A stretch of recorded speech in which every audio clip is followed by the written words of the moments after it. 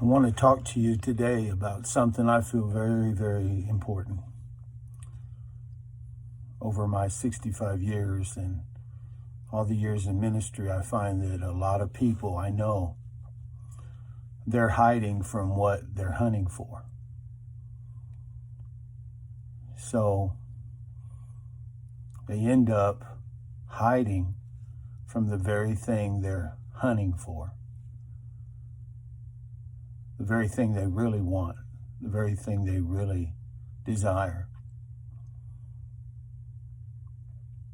And in the sport of hunting, that's wonderful and great.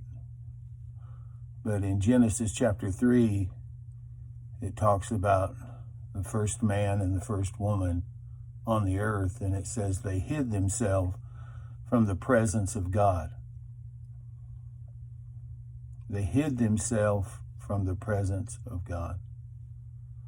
See, I really believe a lot of people are hunting for the presence of God, a God that's right there with them, a God that really cares, a God that really understands, a God that really knows, a God that will walk with you and talk with you, and God that understands. But because of fear,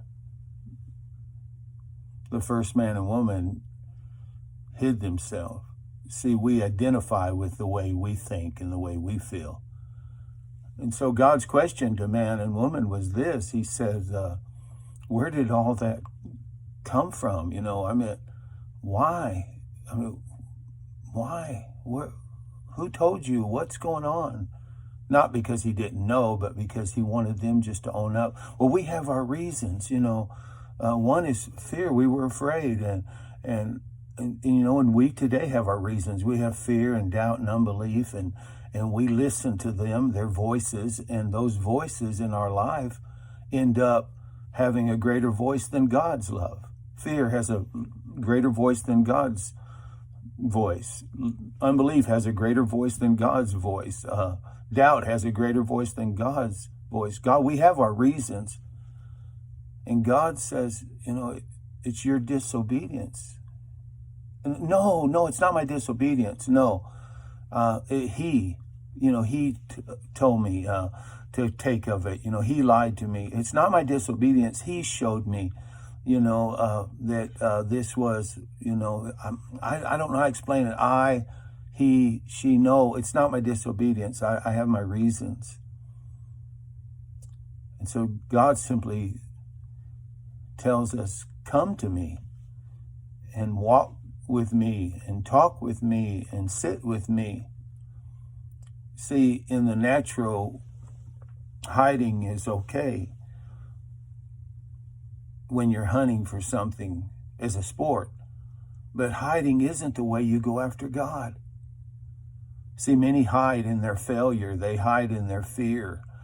Others hide in their success. I know so many people that hide in the crowd. They just have to be part of the crowd. Other people hide in the show that they put on. You have to put on a show, or we're putting on the show. And if you're part of the show, then you can hide in the show. Many people hide in the crowd. They hide in their care they give. I care about others, and I do this, and I do this, and so they hide in their care for others. Some people hide in the place that they have on the earth. They identify with their position that they have, their place on the earth. Many hide in their sin and their shame and their pain, but this is all a self-made image. And who we are becomes more important than who he is. See, that's hiding, when who you are becomes more important than who he is. And what we want becomes more important than what he wants. And how we think or feel becomes more important than his thoughts toward me and his feelings toward me. And how others think or feel about us, or how they think or feel about life, or about issues, or about truth, is how we just somehow get hid away in that, of the opinions of others, or even our own opinion. And the problem with that is that those become more important than his thoughts toward us and his feelings toward us. So God simply says, come to me. Come to me. Don't hide from me. Come to me. Mom, I made this mom weep, but would you come to me, Mom? Don't hide from me.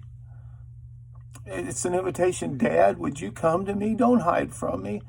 Because if Mom and Dad keep hiding, then we raise up sons and daughters that learn to hide. And they're hiding from what they're hunting for.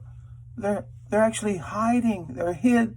They hide themselves from the presence of God, from the very thing that they really need, the very thing that they really would help, the presence of God.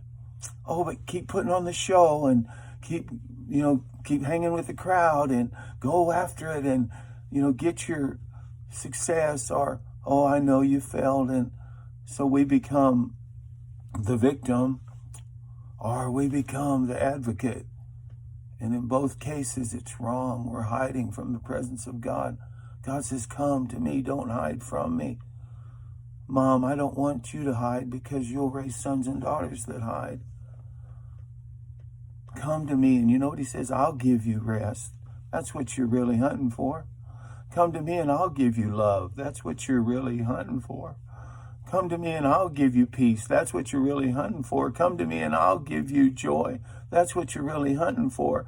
Come to me and I'll give you hope. That's what you're really hunting for. Come to me and I'll give you healing. That's what you really need. Come to me and I'll heal you. Come to me and I'll help you. Don't hide from me.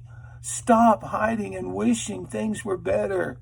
Stop hiding and wishing things were different. Stop hiding and wishing things were the same. See, in hiding, what we do is we just sit there and wish things were better. We wish things were different. We wish things were the same again as they were, but they're not. Things have changed. God has a really good plan. In the natural, I know what it's like to hide for what I'm hunting for. I know what it's like. I've done it. I've experienced it. But it's not that way with God. Come. He says, come unto me. Can I give you some good advice? Mom, accept the invitation to spend time with him face to face, not camouflaged in your role and your position and your community or your crowd or your cares of life or the deceitfulness of riches or the lust for other things. Come to me. I will give you rest. Come, spend time with me. Come out of hiding. I'm what you're hunting for, says the Lord. I'm really what you're after. Real life is with Christ in God. Real life is with Christ in God. That's what he offers is, I'll give you abundant life, real life. That's what I've come for, says the Lord. That's why I sent my son, says God. That you don't have to live in guilt and shame and the image that other people have or the image you think or the opinion or even your thoughts and feelings and all that. No, come unto me face to face. Let me talk to you. Let me help you. Let me heal you. Let me answer all those questions and erase all those question marks. Let me put some courage in you and confidence in you. I'm telling you today, quit hiding from what you're really hunting for. And I know what that is because I used to hide. It's the presence of the living God. Accept the invitation to spend time with him face to face.